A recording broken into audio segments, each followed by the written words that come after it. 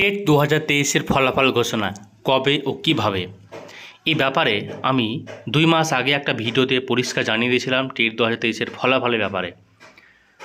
তারই সেই রিলেটেড একটি খবর প্রকাশিত হয়েছে সমাজ মাধ্যমে, সেটা আমরা দেখে নেব যে ওবিসি সংরক্ষণের বিষয়টি যেহেতু আদালতে বিচারাধীন, তাই এখনও প্রাথমিকে টেট উত্তীর্ণদের নিয়োগ প্রক্রিয়া শুরু করা সম্ভব নয়।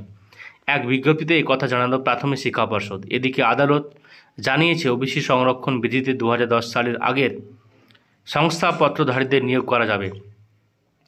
অন্যদিকে ওবিসি সংরক্ষণ মামলার গেরোয় 2023 সালে প্রাথমিক টেট পরীক্ষার ফলাফল আটকে রয়েছে বলেও প্রাথমিক শিক্ষা পর্ষদের সভাপতি গৌতম পাল বৃহস্পতিবার পূবের কলমকে বলেন।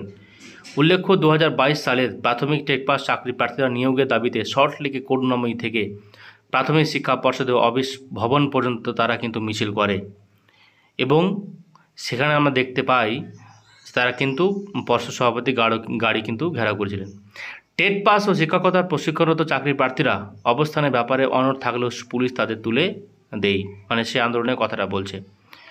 পরিষ্কার কি বলতে যাচ্ছে, আরও কী রয়েছে একটু দেখো, মনোযোগ দিয়ে পড়ে দেখো, নিজেরাই পড়ে নিতে পারো।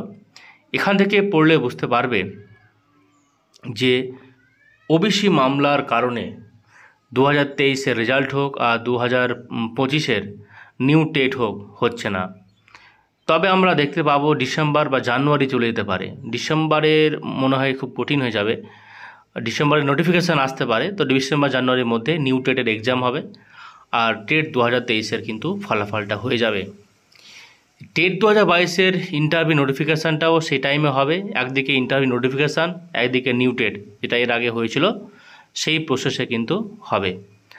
তবে এভাবে আমরা বিভিন্ন গোষ্ঠীতে বিভক্ত আছি। কেউ এসএলএসটির জন্য আলাদা গ্রুপ, কেউ টেট প্রাইমারি টেট 2022 আলাদা গ্রুপ, 23 আলাদা গ্রুপ, এইভাবে ছোট ছোট গ্রুপে বিভক্ত হয়ে আমরা আমাদের শক্তি ক্ষয় করছি এবং আমরা বৃহৎ আন্দোলন করতে পারছি না।